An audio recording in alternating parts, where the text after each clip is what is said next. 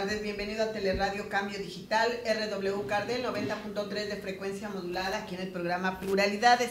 Este mes, el mes de marzo, queremos tener como invitadas a mujeres que han destacado en diferentes ámbitos, porque debemos de reconocernos las mujeres y entre mujeres, porque hay personas que pues entre el sector femenil que decimos, pues ¿por qué no destacan mujeres? Así es que esta tarde, con muchísimo gusto, nos agrada tener aquí en el estudio de Teleradio Cambio Digital a la maestra Isela Carrasco Reyes. Muy joven, sin embargo, ya tiene camino andado durante estos tiempos, estos años de haber egresado de la facultad. Le doy la bienvenida, Isela. Ay, Lic, muchas gracias. Estoy muy contenta de que me haya invitado. Así como lo compartía yo en mis redes sociales hoy, también de darle el reconocimiento a Teleradio Cambio Digital por ser el primer medio, fíjese, el primer medio veracruzano que le abre los micrófonos a un tema del cual hoy vamos a hablar, del que soy especialista, en el que me he formado y que es totalmente nuevo tanto en Veracruz y en México, ¿no? A diferencia de otros países que llevan este recorrido, sí es bastante nuevo por acá, pero que es necesario ponerlo en la mesa para desmenuzarlo y para ponerlo pues en el diálogo de todas las personas aquí en Veracruz y pues en México.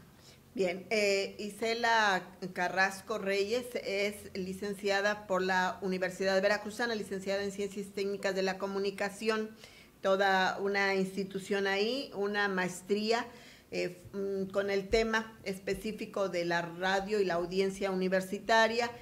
Tiene una maestría en Cultura de la Paz, que para muchos podrían preguntarse ¿qué es esto? Bueno, eso es lo que vamos a tratar, y actualmente está cursando a través de la cátedra de la UNESCO el doctorado en Ciencias Sociales y Políticas, así es que pues se dice muy rápido, sí, pero no es fácil mantener la disciplina, la constancia y sobre todo la responsabilidad, y siendo una mujer joven. Sí, definitivamente, como bien lo dice usted, Lic, creo que ser joven, ser mujer, ser periodista y ser veracruzana es mi cruz y mi virtud al mismo tiempo, porque es un poco complicado, como bien usted lo dice, encontrarnos o irnos abriendo camino siendo mujeres y siendo tan jóvenes, ¿no? Y también una virtud, porque el hecho de que seamos o de que yo sea nueva en este campo quiere decir que tengo como más posibilidades de trabajar este tema, ¿no? Entonces tiene como esa dualidad de poder trabajarlo así, desde las dos vertientes, ¿no? Como uno lo quiera ver. Claro, pero sobre todo porque, pues, siendo veracruzana, a veces decimos, y lo escuchamos muy comúnmente, nacemos en provincia y abrir camino nos cuesta más trabajo que aquellos que tuvieron la oportunidad de nacer en las ciudades más urbanizadas, las ciudades más cosmopolitas.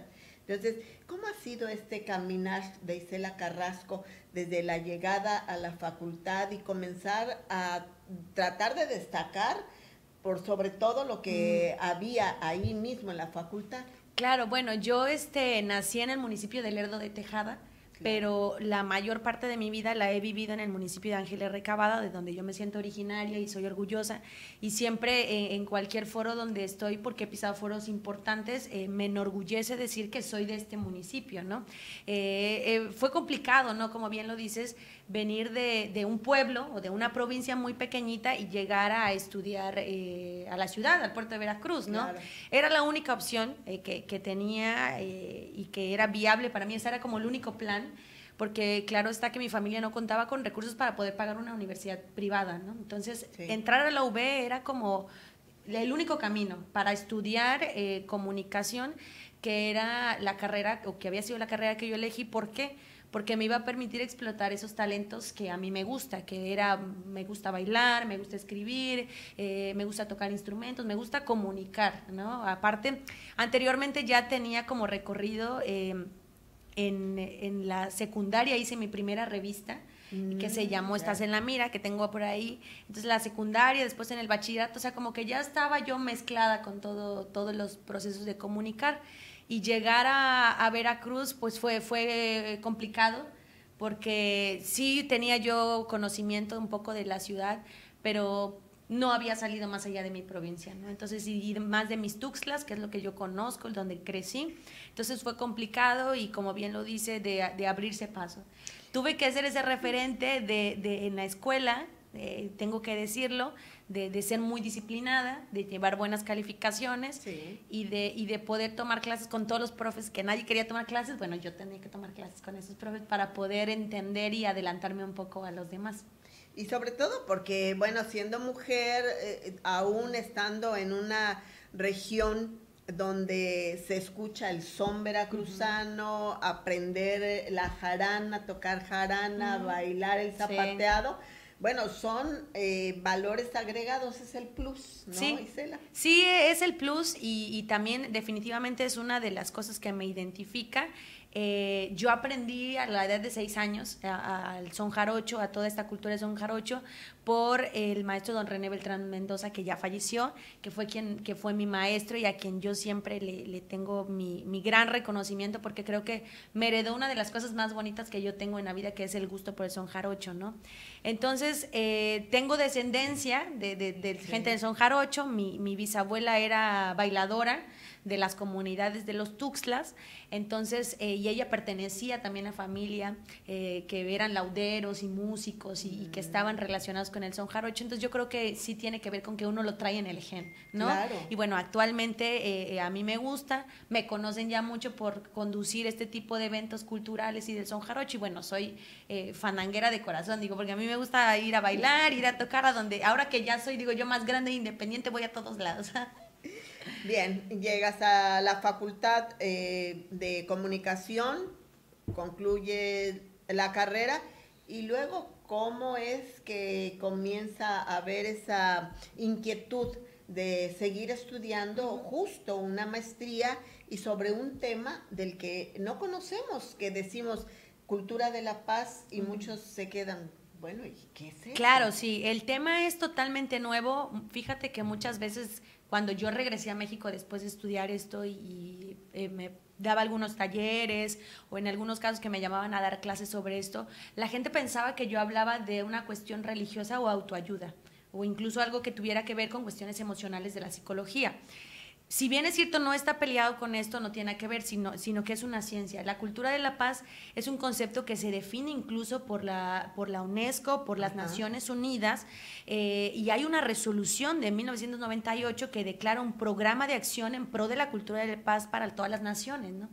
Entonces, bueno, la cultura de paz básicamente es todo ese conjunto de valores, sí, de actitudes, de comportamientos que tienen que ver con el rechazo a la violencia, todas las formas, expresiones de violencia, y que buscan la previsión y resolución de los conflictos en forma pacífica. Claro está, nosotros tenemos un apoyo meramente científico, que es donde nos basamos, que es la teoría de Johan Galtung, que él es un matemático y sociólogo noruego. Sí.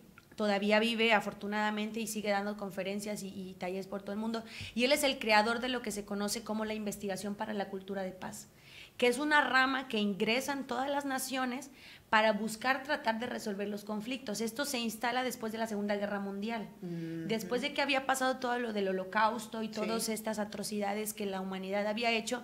Buscaban cómo reinsertar, por ejemplo, a los sobrevivientes a las nuevas, a las sociedades, ¿no? Cómo comenzar a hablar de conceptos, por ejemplo, de la justicia transicional, que era darles una oportunidad más a todos aquellos que en el pasado habían sido opresores, ¿no?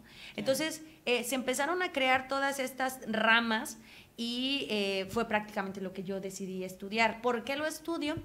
Porque, bueno, como bien lo comentas, mi tesis de licenciatura se tituló La radio y su audiencia universitaria, con esta intención de entender qué pasaba en Veracruz y en el público con la radio, ¿no? Básicamente. ¿Y qué pasa? Bueno, ¿qué pasa? En aquel entonces era el 2014 cuando yo estaba presentando mi examen profesional y hablábamos, o yo concluía en ese estudio, donde existía una gran potencialidad en las audiencias jóvenes para poder generar un cambio social. O sea, porque mi estudio fue básicamente concentrado en la población universitaria y qué escuchaban los jóvenes en ese momento en la radio.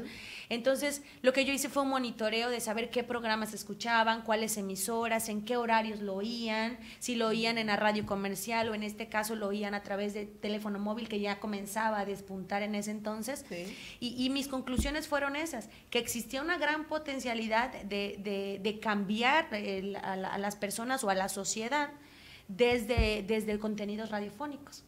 Yo me fui a estudiar una movilidad en la universidad, en tercer semestre, en la Universidad Nacional de Río Cuarto, donde estudié sonido.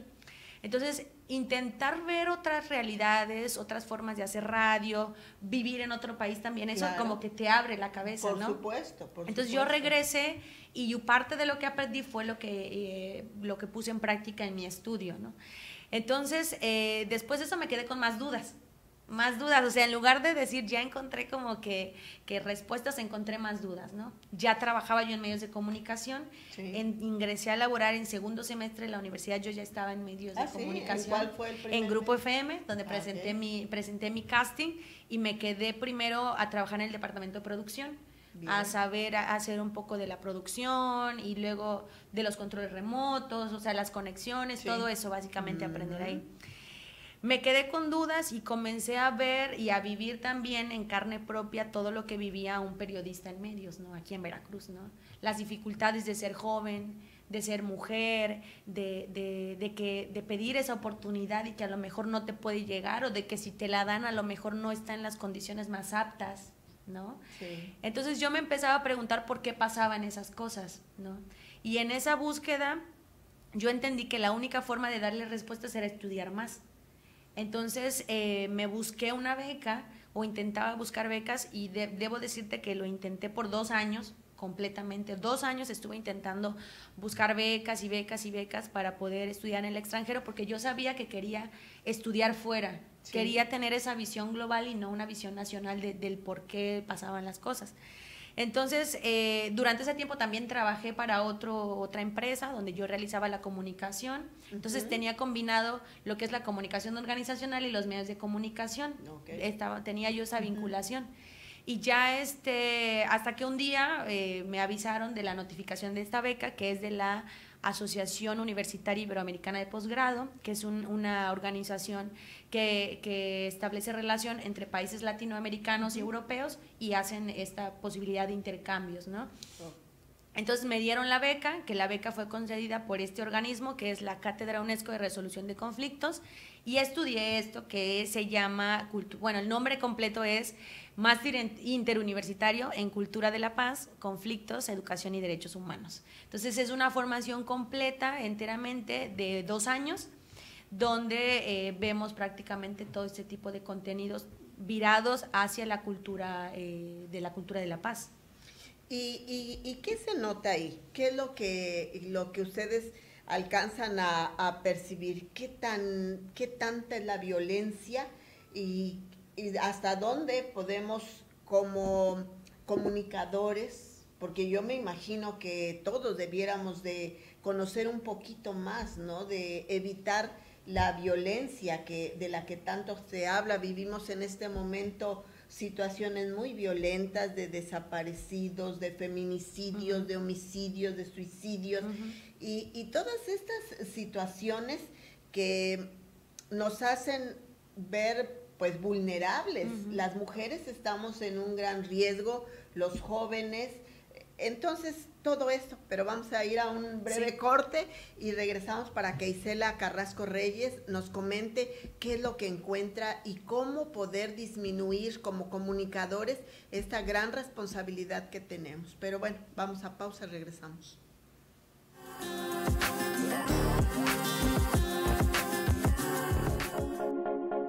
Agua de calidad, procesada con la más alta tecnología para que tengas la seguridad de consumirla sin riesgo alguno, te la ofrece Body Water. Haz tus pedidos al 22 91 99 14 10. ¿Y con quién más? Con el Flamazo Musical de México. Amigos de Teleradio Cambio Digital, les invito a escuchar el Flamazo Radial, la música de sus amigos los Flamers, los jueves a las 20 horas y los domingos a las 10 horas a través de cambiodigital.com.mx.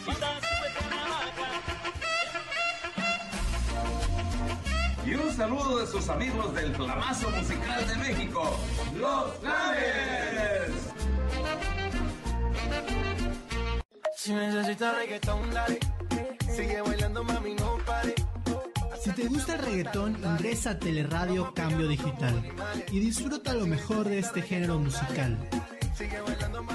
De lunes a viernes a las 21 horas.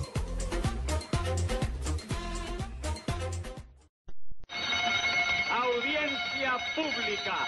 El tremendo juez de la tremenda corte va a resolver un tremendo caso. Buenas noches, secretario. Audiencia pública. El tremendo juez de la tremenda corte va a resolver un tremendo caso. Otorgarte minutos de diversión. Como si póngase un peso de multa. ¿Y eso por qué? Para que todo sea como siempre. Ya ves. De lunes a domingo aquí en Teleradio Cambio Digital a partir de las 9 horas. Se trata nada menos que de un intento de asesinato. No me diga, ¿a quién intentaron asesinar? A una mujer. Pues ya me... Este 8 de marzo en Mujeres Apoyando a Mujeres celebramos el Día de la Mujer con nuestro Zumba Rosa, en punto de las 20 horas en la Plaza Cívica del Bicentenario. Vamos a sensibilizarnos y aprender lo importante que es detectar oportunamente el cáncer de mama. 35 instructores de Zumba, un kit Dry Fit, diversión, amor y la satisfacción de ayudar. Inscripciones 150 pesos en Casa Mam, Boulevard Ávila Camacho, 1297, Colonia Flores Magón, y en www.superboletos.com, porque ayudarlas es la meta.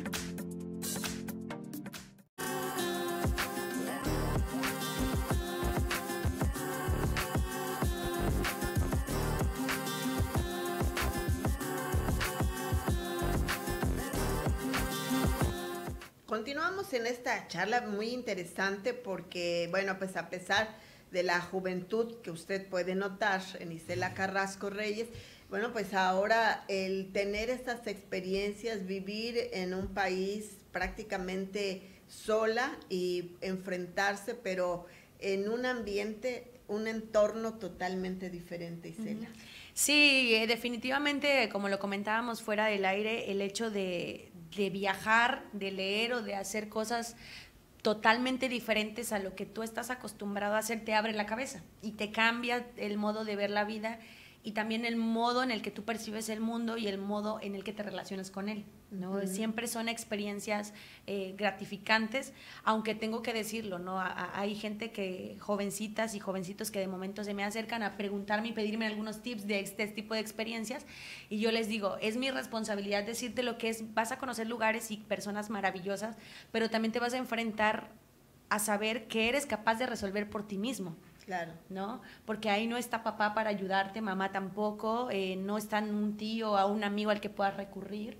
O sea, es una cuestión de estar solo tú y tus capacidades, ¿no? Entonces es un reto que muchas personas no les gusta correr y hay algunos que sí son un poco más atrevidos y intentan hacerlo, ¿no? Bueno, pero este es precisamente el cambio, es como claro. Cuando estamos de este lado del río y para saber qué es lo que hay allá tenemos que cruzarlo, porque si nos quedamos aquí ya no podemos saber qué hubo en el otro lado, ¿no? Sí, totalmente. Es un riesgo, pero yo creo que, y lo digo, es un riesgo que se disfruta, porque es un riesgo que siempre te develará nuevos secretos de lo que es la vida, lo que es el mundo y de la forma en la que lo ves.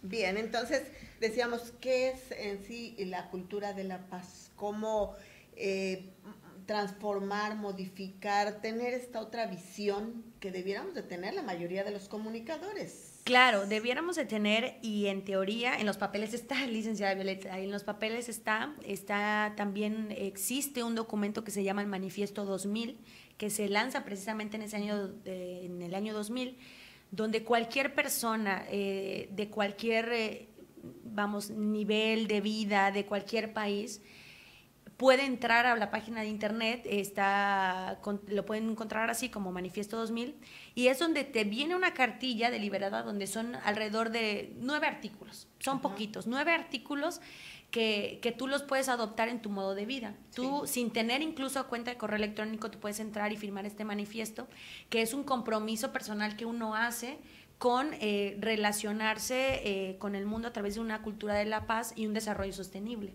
La cultura de la paz es una de las corrientes teóricas y también prácticas que han logrado englobar diferentes conocimientos. ¿A qué me refiero? La cultura de la paz no solo habla de derechos humanos, no solo habla de igualdad, no solo habla de cuestiones de desarrollo sostenible, sino que también habla de ecología. Habla de la relación con el medio ambiente, habla del no racismo, de la no discriminación, de la eliminación de todos esos nacionalismos y cuestiones de xenofobia que pueden existir en el mundo. Es decir, es una corriente que abarca, que yo lo llamo que es como el baúl de los conocimientos. Hasta ahora es lo más completo y general que se ha podido generar hablando científicamente, que acoge a todos estos conocimientos. La cultura de la paz es una transversalidad. ¿A qué nos referimos con una transversalidad? Que tú puedes ser comunicador, puedes ser médico, puedes ser operador de radio y televisión, y que seguramente en tu trabajo, en tu modo de vida, va a caber la cultura de la paz.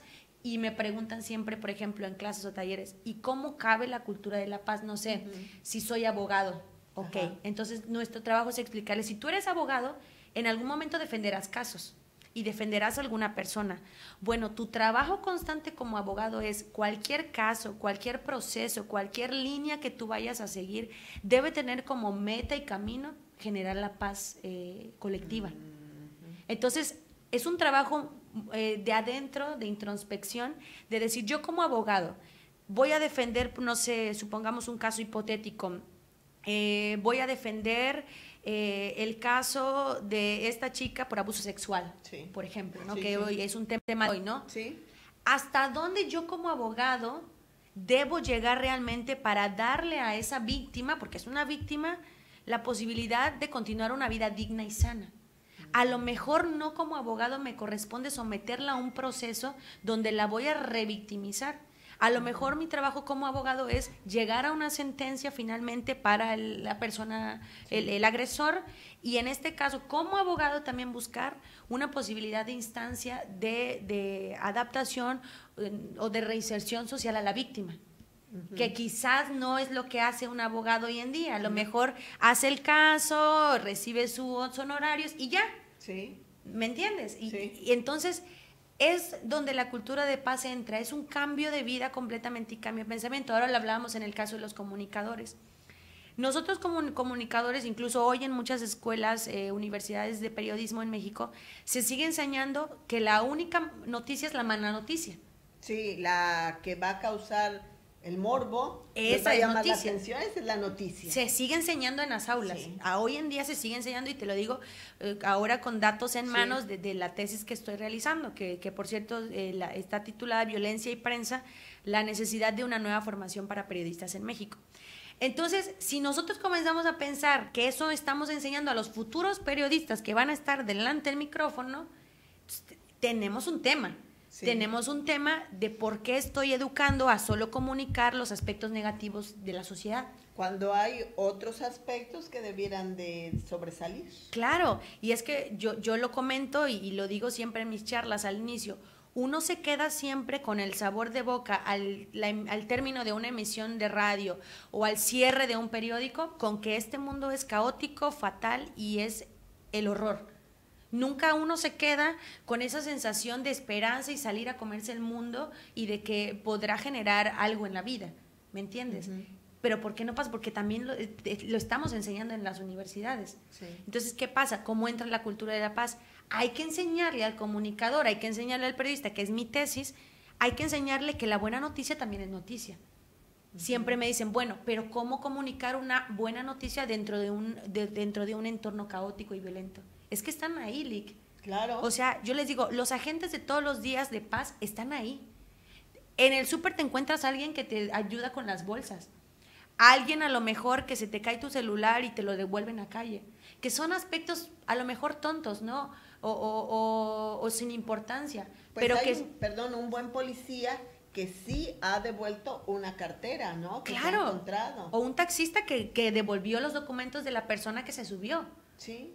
¿Y por qué no destacar ¿Por qué eso, no lo ve? verdad? O sea, yo nunca he visto en un titular de un periódico o medio de comunicación felicitaciones a nuestro héroe comunitario o taxista héroe, no sé, Sí, una sí. cabeza así, que ya incluso podríamos pensar en algo creativo de cómo darle un tono vendible a la cabeza, y claro que vendería, ¿no? ¿Me entiendes? Pero eso implica someter al comunicador a creatividad. A los comunicadores mexicanos nos les matan la creatividad desde la universidad. Les matan la creatividad desde que entran a la uni. Y le dicen, vas a hacer esto, tienes que escribir así. No le dejan explotar su talento al estudiante de periodismo para poder hacer cosas nuevas. Y yo le digo a mis alumnos hoy en día cuando doy clases, tu tarea es salirte del rol. Es la única forma en que podemos despertar nuevos comunicadores. Ahora, es verdad que tenemos una cosa en contra de que si uno dice, es que si yo no cumplo mi cuota de notas en el día y tienen que ser notas morbosas, sádicas y violentas, pues no voy a comer, es verdad. Pero es donde entra la cultura de la paz, donde entra ese trabajo de introspección y de análisis humano que uno realiza sobre sí mismo. ¿Cuál es el valor que me genera a lo mejor generar 9 notas para cumplir mi cuota del día y poder generar un ingreso fijo y estable que me pueda dar una vida digna, o poder buscar la forma de también tener una vida digna y generar un impacto positivo en la sociedad? Sí. Lo que pasa es que el comunicador en México no ha entendido y no quiere hacerse responsable de la responsabilidad que tiene en sus manos. Sí. Es desde donde debemos empezar. Es una cosa muy difícil. Es muy bonito trabajar en medios de comunicación y de tener el micrófono y tener, followers hoy en día, ¿no? Y likes, ¿no? Hoy en día. Es bonito, ¿no? Sí. Porque así se mueve el mundo hoy. Pero ¿cuántas de esas personas o comunicadores realmente han entendido la responsabilidad que tienen en el ejemplo que damos como figura pública? Sí, porque finalmente eso somos, ¿no? Figura pública. Claro. ¿No? Entonces, es un trabajo muy grande y el periodismo de paz no se ha explotado en México. O sea, no se ha explotado en México. Sin embargo, tenemos una referente de la que yo conozco y es importante, es Cristina Ávila Cesati, zacatecana, que tiene es el único portal. O sea, México, aparte de tener los índices más altos de violencia en el mundo, porque somos hoy en día el tercero y la segunda nación con más asesinatos y expresiones de violencia, tenemos también en este caso una mexicana que tiene mayor reconocimiento en el mundo por hacer periodismo de paz. O sea, que sí tenemos gente que está pensando en la paz en México, ¿no? Y tampoco la vemos en los medios. No la leímos en las cabezas de los medios. Porque existe mucha rivalidad entre los periodistas. No sabemos trabajar como compañeros. No tenemos esa apertura de decir, vente a mi medio, porque yo quiero contar lo que tú haces, o tu trabajo que hiciste está padrísimo, ¿no? Seguimos teniendo estas rivalidades mediáticas, seguimos teniendo estas cuestiones egocentristas entre periodistas y entre medios, cuando si entendiéramos que trabajar en red, generar redes de apoyo, como lo hacen países como Noruega, como Suiza, como España, que también ya lo está haciendo, generarían otros aspectos diferentes. Y Cristina es una mujer joven. Cristina es una mujer joven, sí, Cristina es una mujer joven. Vino el año pasado, si no me equivoco, a Jalapa a dar un taller de cultura de la paz, que fue donde yo por fin la conocí en persona. Y es un referente. O sea, es un referente en periodismo de paz y mucha gente no la conoce aquí en México, ni siquiera la nombran.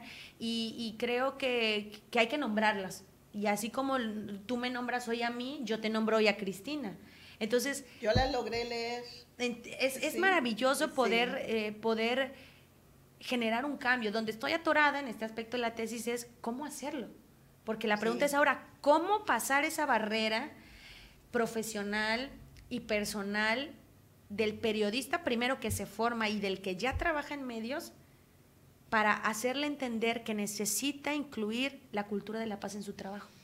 Sí, ese es un punto un poco complicado. Ahí estoy atorada y yo creo que me va a llevar un ratito. Ahí estoy atorada en este momento de la tesis, Tengo aspectos de criminología y aspectos de psicología que estoy estudiando en este momento y de víctimas, donde hay resultados de algunos estudios en el mundo donde víctimas o personas que han sido agresoras han logrado transformarse a encauzar su sufrimiento o el daño que han generado, ¿no?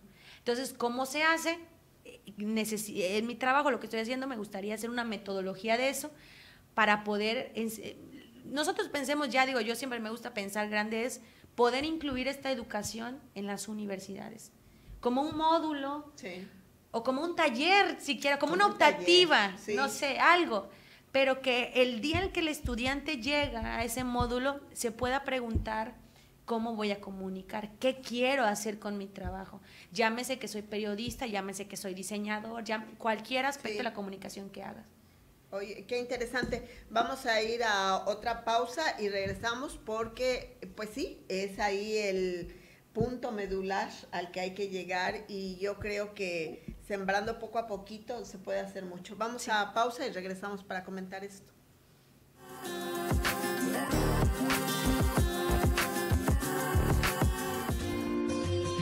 Panadería Santiago. Pasteles, pambazos, bolovanes, hojaldras y panecillos. Servicio de horneado de pavos, pierna y jamón.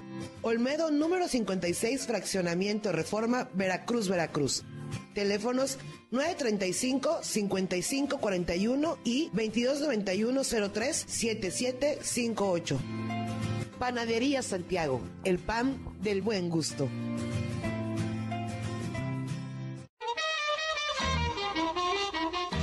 Hola amigos, les saluda Arturo Pitalúa, director musical de los veracruzanísimos Pregoneros del Recuerdo.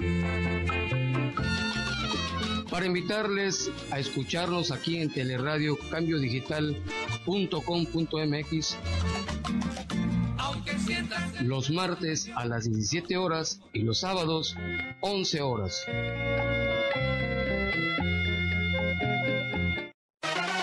Impresión de gran formato, impresión digital y offset, vinilos decorativos, invitaciones, sublimación, serigrafía, artículos promocionales y anuncios luminosos. Visítanos en Avenida La Fragua, esquina Ignacio de la Llave, Veracruz Ver, teléfono 931-1334. Publigraphic, expresamos tus ideas.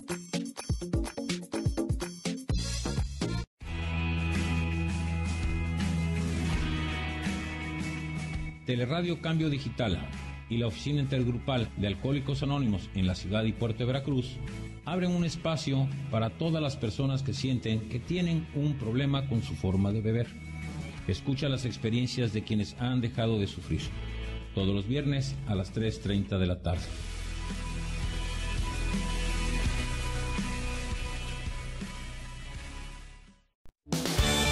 Un nuevo año es un buen momento para renovarse. Y en el INE es muy sencillo. Revisa tu credencial para votar y si tiene un 18 en la parte de atrás o su vigencia al frente dice 2018, ya venció y no es válida para ningún trámite oficial. Renuévala cuanto antes. Acude al módulo del INE más cercano. El trámite es rápido y sencillo. Recuerda que tu INE te identifica. Porque mi país me importa, renuevo mi credencial para votar y la mantengo actualizada.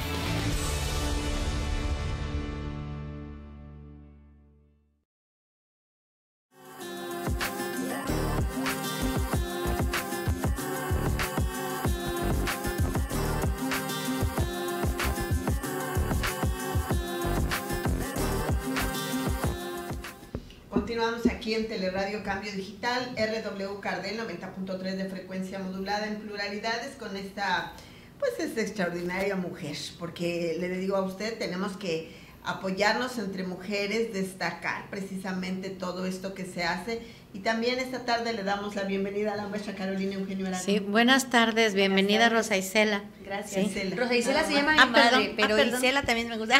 Bueno, Isela, perdón. Isela Carrasco Reyes. Pues sí, Isela, entonces comentábamos esto, ¿no? Que es el punto medular. Llegar aquí a desentrañar, a entender cómo pasar en esta situación, cómo adoptar como comunicadores esta gran responsabilidad que tenemos de poder dar a conocer cuestiones informativas, pero dentro de este entorno de la cultura de la paz. Bueno, mira, uno de los aspectos que yo avancé en la tesis hasta ahora donde voy, es que el primer paso, si no es el primer paso, uno de los principales, es hacer un ejercicio de análisis personal como comunicador y como periodista. ¿A qué me refiero esto? Yo tuve que llegar a un momento en mi carrera profesional, y hoy en día lo digo así como que ya me quita un peso de encima, de saber reconocer que comuniqué mal. O sea, lo hice mal mucho tiempo. Ajá. Y yo le digo, yo no, cuando doy estos talleres y estas conferencias, yo digo, el día que yo conozca a otro periodista, o que me pasen su número, por favor, que yo escuche, que diga que se ha equivocado, porque generalmente el periodista o el comunicador va distribuyendo verdades absolutas. Entonces, yo tuve que hacer ese ejercicio de decir, desperdicié, tengo que decirlo, algunos años de mi vida como profesional frente al micrófono, hablando tonterías. O sea, primero tuve que reconocerme así, después de eso, tuve que entender la responsabilidad, lo que hablábamos de lo que es esto, de tener la posibilidad de llegar a muchas personas y poderles dejar una semilla, ¿me entiendes? Que puede ser el origen de una transformación, ahora que estamos en tantos tiempos de esta utilización de la palabra, ¿no? Y siguiente paso, antes de abrir la boca, pensar en eso, en qué mensaje finalmente vas a dejar a la gente con lo que dices. Entonces, hoy en día yo, por ejemplo, que estoy en mis programas de radio, que doy un taller o que voy a dar clases, antes de hacer eso, siempre hago ese ejercicio. ¿Qué le quiero? O sea, no se trata de qué impresión quiero que la gente se quede de mí, porque al final, fíjate que yo también estaba en ese proceso de equivocación, de intentar convencer a la gente sobre mis teorías. Sí. ¿No? Uno siempre quiere gustar a la gente, gustar a la audiencia, y desperdiciamos mucha energía en eso. Lo que uno debe de hacer es, si tú crees en tu proyecto, en este caso yo estoy convencida del mío, de las teorías que te estoy contando, es transmitir esa seguridad de que lo que te estoy hablando lo sé manejar, lo he estudiado, y entonces la gente al final se va a convencer sola. No habrá que hacer un trabajo de obligarlos o de pedirles que vengan con nosotros. Y retomamos la frase tan famosa de Gandhi que decía, sé el ejemplo que quieras ver en el mundo. Claro. No podemos cambiar al mundo radicalmente si no empezamos cambiando nosotros. Si queremos convencerlos de que no debemos de tirar la basura en la calle, lo que tenemos que hacer es no tirarla por principio de cuentas, ¿no? Claramente. Sí. Y es que muchas veces dicen, ay, pero es que es uno. Alguien te verá. Sí. Alguien sabe que serás el loco o la loca de la cuadra que sale a tirar toda la basura a sus días. Estoy segura de eso. Sí. Y alguien recordará a aquel taxista que devolvió la cartera que se olvidó. Sí. O el mesero que salió corriendo a decirte, dejaste la computadora aquí. Claro. Y no te diste cuenta, porque claro. Sí los hay. Claro que los hay, los hay. Sí. O sea, yo de verdad que digo, reconozco porque sé las cifras en las que estamos en este momento, donde México es un país que no tiene libertad de prensa, donde estamos en el segundo o tercero, dependiendo de la lista y ranking que revisemos, en tema de violencia hacia la prensa y hacia los periodistas, que no tenemos libertad de expresión, que el grado de impunidad es del 98% en temas de cuestión y agresiones a los periodistas, pero que también reconozco, como bien lo dices, que hay gente buena en este país y gente que quiere hacer cosas y gente que a pesar de que va en contracorriente, porque este trabajo es así difícil, o sea, a veces mucha gente me dice, ¿no? ¿Cuándo vas a dejar de estudiar? O sea, yo tengo casi 27 años, ¿no? Y le digo, es verdad que a lo mejor todavía me falta un largo camino, solo que es más difícil, o sea, me va a llevar un poco más de tiempo, pero es algo que necesito hacer, primero por convicción personal, y segundo porque entiendo que esto puede beneficiar no solo a mí, sino a mi familia más cercana y a todos los que viven en mi país, ¿no? Cuando yo lo he hablado en otros países, por ejemplo en España, me decían también eso, ¿no? O sea, me decían, eres de Veracruz, eres joven, vienes de una provincia, porque la comunidad internacional se genera una idea del mexicano y de la persona como es, ¿no? De que no leemos, de que somos mariachi, de que somos analfabetas, somos borrachos. Sí. O sea, eso piensan de nosotros. Que tenemos proyectado. O que si salgo del país es porque mi papá es político, o porque a lo mejor está metido en negocios ilícitos. Pero no, o sea, yo le dije, yo vengo de una provincia, o sea, mis padres no son acomodados, han tenido que trabajar todos los meses, no, he tenido que estudiar y llegué hasta casi, pero con esfuerzo, porque he tenido que hacerlo, ¿no? Y sí me ha costado mucho trabajo, ha sido muy difícil, el camino todavía es bastante difícil, porque todavía, por ejemplo, mi investigación a veces cuenta con recursos, a veces no, y yo tengo, por ejemplo, que trabajar también. No he podido dedicarme exclusivamente al estudio, pero eso también forma parte de los retos que uno como profesional tiene que saber resolver. Por eso es que me educaron en resolución de conflictos. A nosotros en la resolución de conflictos nos enseñan las fases, ¿no? Cómo negociar, cómo dialogar, cómo transformar un conflicto, cómo cambiar esa visión de que un conflicto no es algo malo. Porque una persona piensa que cuando uno tiene problemas o tiene conflictos es porque algo está mal, se va a acabar o no. Por ejemplo, en la cultura de la paz o esta área que es la resolución de los conflictos, te enseña a ver el conflicto como potencial. ¿Qué significa? Sí tengo un problema, tengo cuántas salidas, no solo 2. Tengo transformar el conflicto, tengo renombrar el conflicto, que es utilizarlo para generar otras cosas. Tengo la negociación. Si tengo un problema, puedo negociar con la otra persona para poder llegar, a lo mejor no a lo que yo quiero, ni a lo que la otra persona quiere, pero podemos generar un punto de acuerdo, que ha pasado, por ejemplo, en países como es los acuerdos de paz en Colombia. Sí. O en otras naciones, por ejemplo, que se ha hecho a niveles diplomáticos. Entonces, cuando tú bajas a entender eso a un nivel personal, ves otra potencialidad. A lo mejor yo no tendré hoy una beca estable para dedicarme a estudiar, pero he podido generar algunos apoyos de investigación para que la investigación avance. Claro. Y finalmente el conflicto te va a fortalecer, ¿no? Sí. Todo esto, o sea, tú tienes que ir buscando qué mecanismo vas a lograr, así lo entiendo, ¿no? Vas a ir buscando qué mecanismo vas a encontrar para poder llegar a la solución o a la meta que tienes establecida. Y entonces, en ese sentido, ahora sí que como dice el adagio popular, quien más te afecta es el que más te fortalece. Exactamente, exacto, es una cuestión de actitud. Lo que nosotros hacemos con eso que recibimos, ¿no? Es una cuestión de aprender a ver, a relacionarse totalmente diferente, ¿no? Yo, por ejemplo, te decía fuera del aire, o sea, si tú me preguntas de la Isela de hace 5 años, no es nada de la Isela que soy ahora, pero definitivamente, ¿no? Hablando como hija, como profesional, como estudiante, ¿no? O sea, y es un proceso muy largo, que tú te sorprendes un día que has cambiado, ¿no? Por ejemplo, llega un momento donde dices, ay, caray, tengo tantos meses sin comprar unos zapatos, porque los que tengo están bien, ya no necesito comprar otros. Mira, yo desde que entendí, porque viajo mucho, desde que mi vida cabe en una maleta, tengo 4 pares de zapatos, o sea, mis tenis, mis botas y unas sandalias. Y bueno, las sandalias de bañarse, por ejemplo, ¿no? Y entiendes que te vas aligerando de cosas y que consumir también es un modo de sometimiento, es el nuevo modo de sometimiento de este siglo XXI. Sí, sí, sí, la mercadotecnia. La nueva esclavitud del ser humano, o sea, totalmente.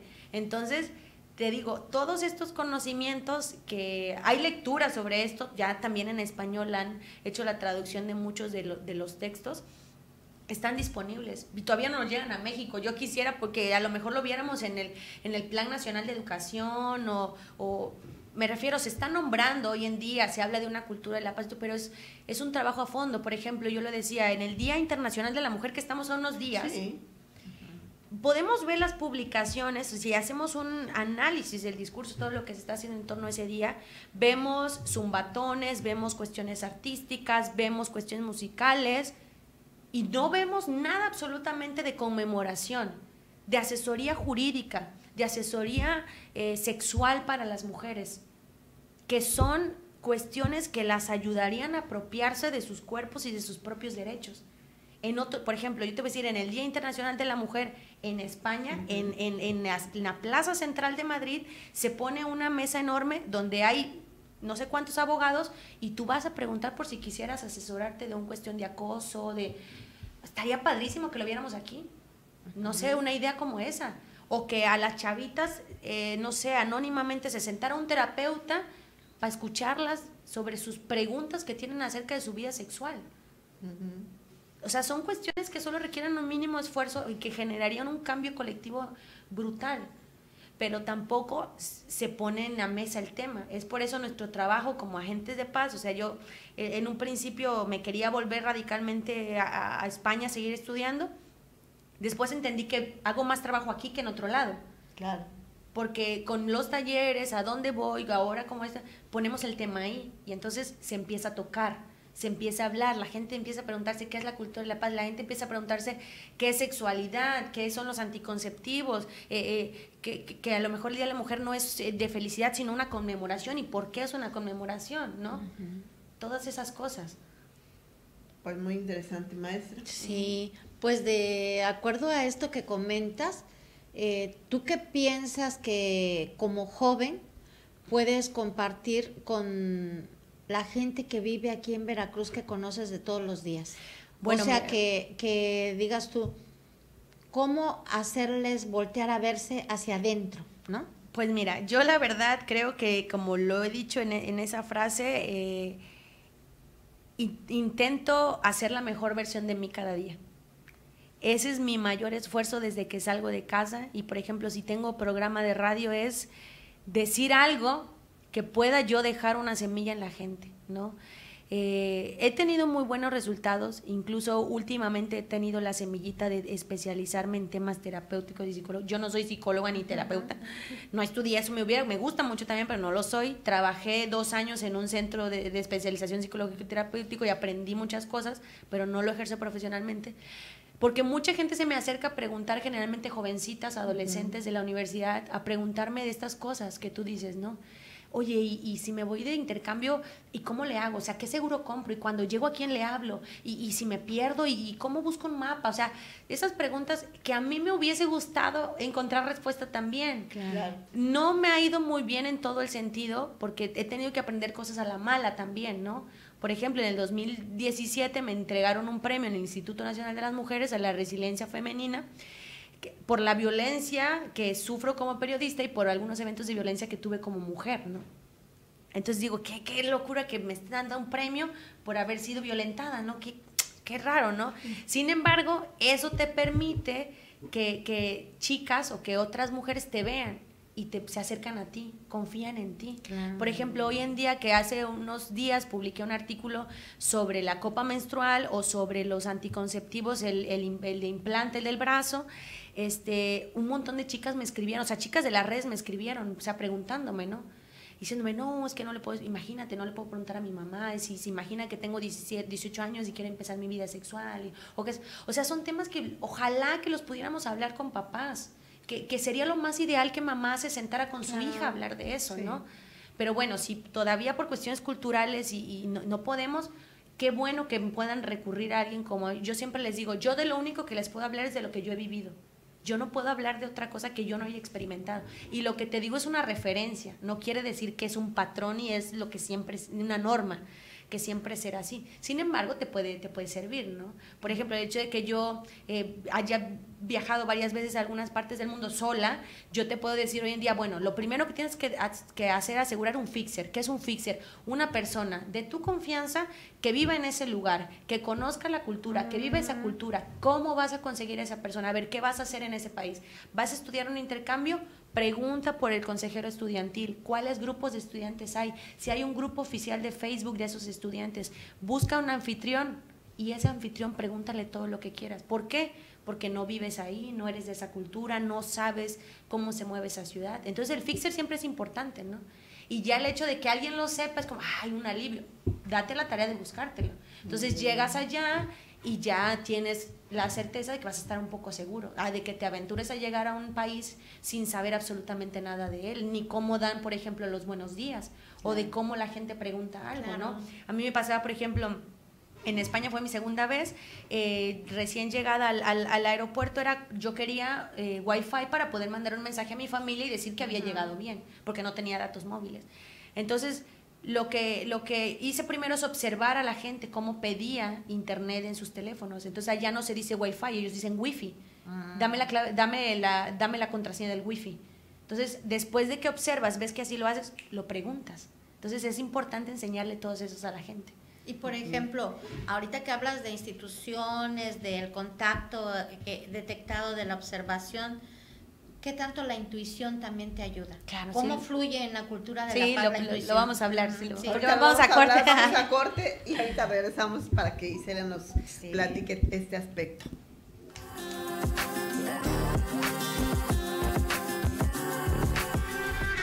G-Coffee, café de altura.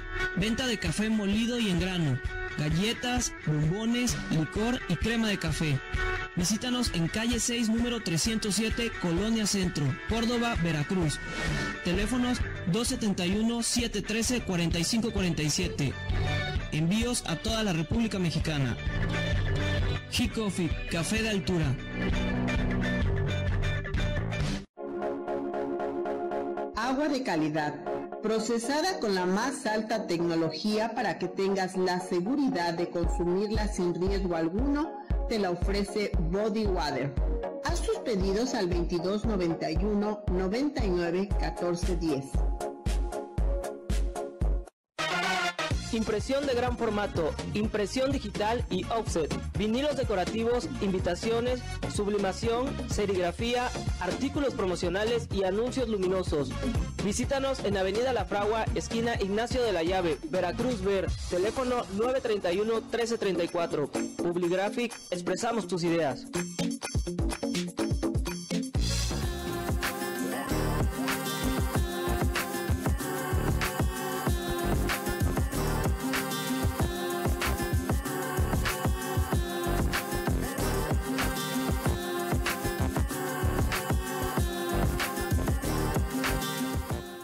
Continuamos aquí en Teleradio Cambio Digital, RW Cardel 90.3 de frecuencia modulada en esta charla que, pues mire, de verdad desconocíamos exactamente qué es la cultura de la paz, pero gracias a Isela Carrasco por estar esta tarde aquí con nosotros comentando, y estoy segurísima que muchas mujeres están aprendiendo muchas cosas, sobre todo ahora que las jóvenes, los jóvenes quieren irse a otros países, vivir estas experiencias de llegar y conocer, ampliar este horizonte que tenemos, que a veces quienes vivimos en una ciudad pequeña o no tan pequeña como Veracruz, pues de todas maneras estamos velados a tener todo este panorama. Gracias, Isela. Y ahora sí, a ver, la pregunta, sí, maestra. Le preguntaba a Isela la intuición, porque ella está explicando a partir de su participación en un sistema institucional, ¿no? Claro.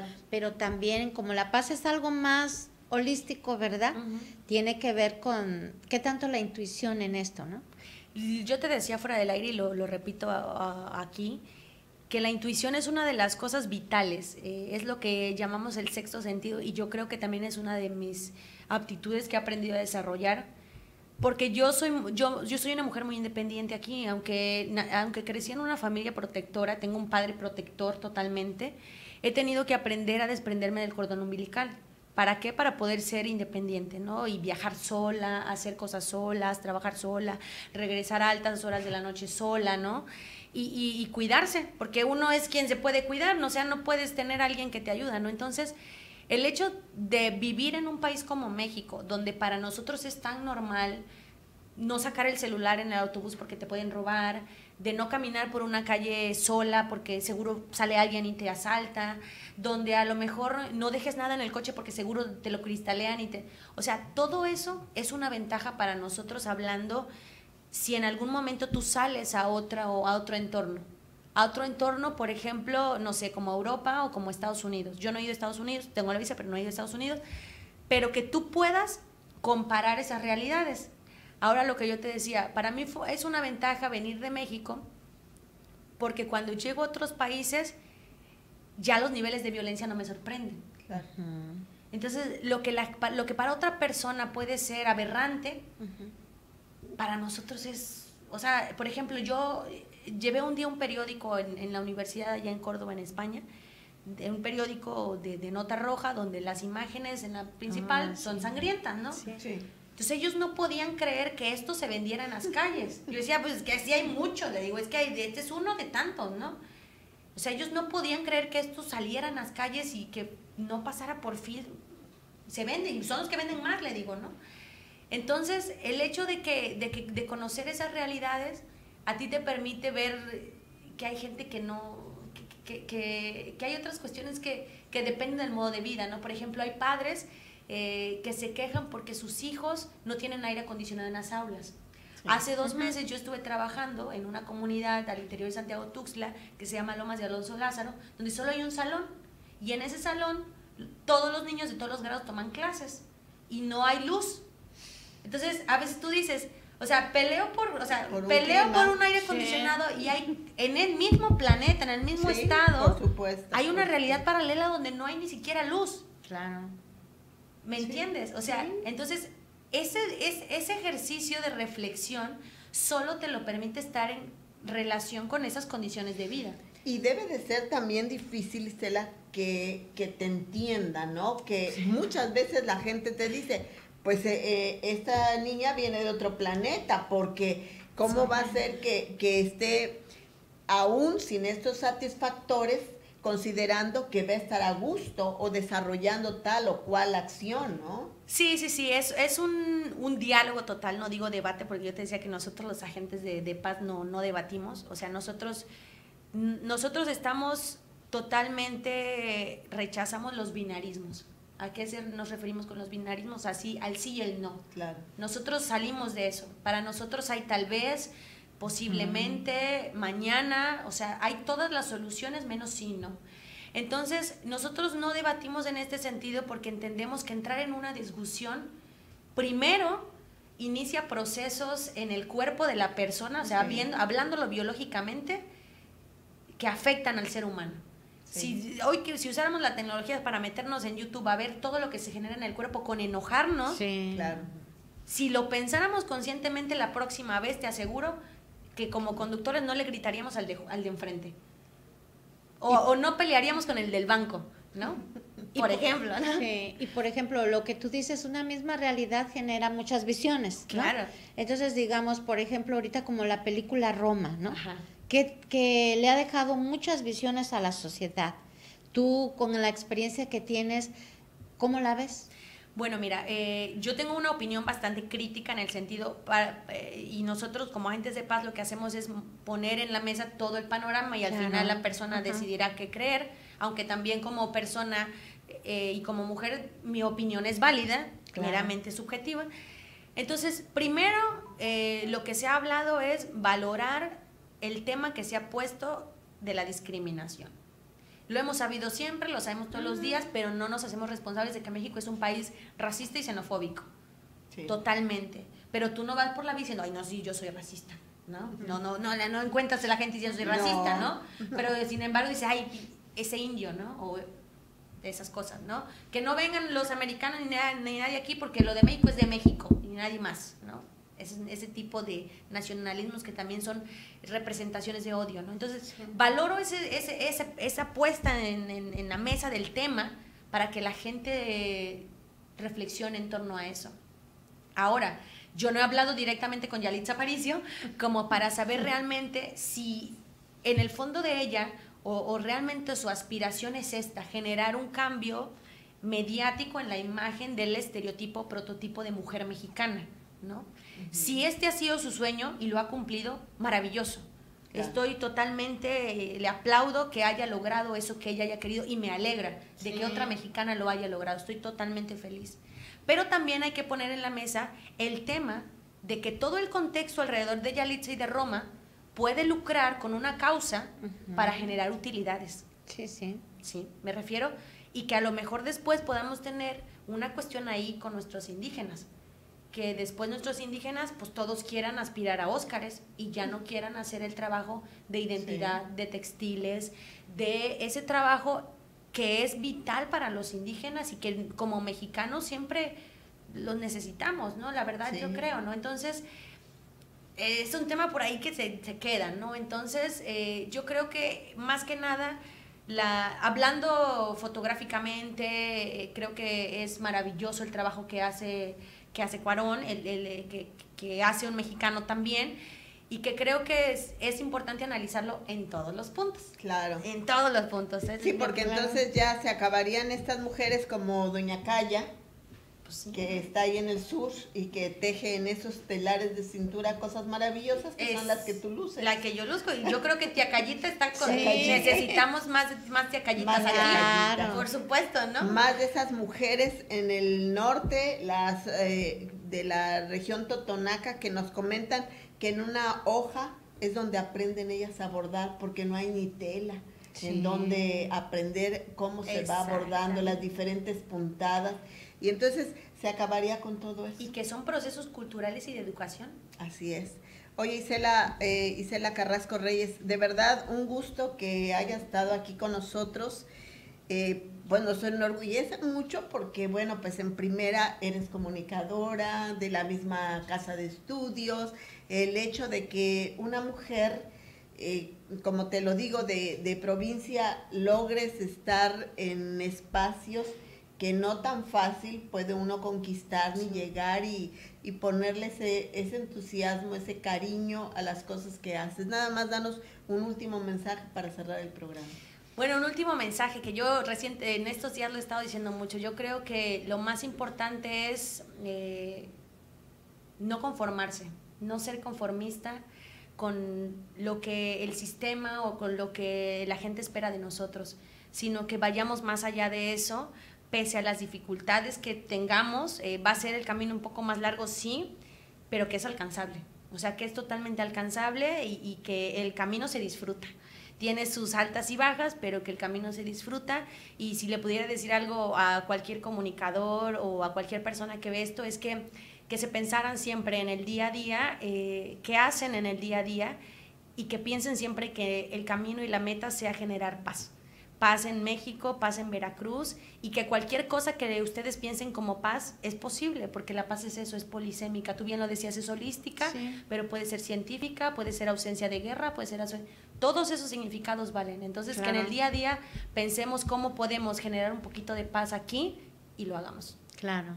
Bien, pues muchísimas gracias a Isela Carrasco Reyes. Bueno, pues ya su maestría es precisamente en Cultura de la Paz, y esperamos que ese doctorado pues concluya, sí, y todavía estar aquí y que puedas venir y nos comentes, sí, qué fue lo que lograste. Lo que encontramos. Lo que encontraste, cómo establecer este mecanismo, sí, de interacción, sí, para continuar con este camino. Gracias, maestra. Gracias a Violeta y a Isela por compartir tan joven y esta experiencia que abre otros caminos, ¿verdad? Y que nos permite construir una mejor sociedad. Y ojalá que muchas chicas que valen, que tienen talento, y chicos también, encuentren un camino así, ¿no? Sí. Gracias. El próximo miércoles tendremos a otra mujer, porque estamos precisamente en el mes de la mujer. Muchísimas gracias. Sí. Las opiniones en este programa son criterio y responsabilidad de los participantes, no son de Cambio Digital.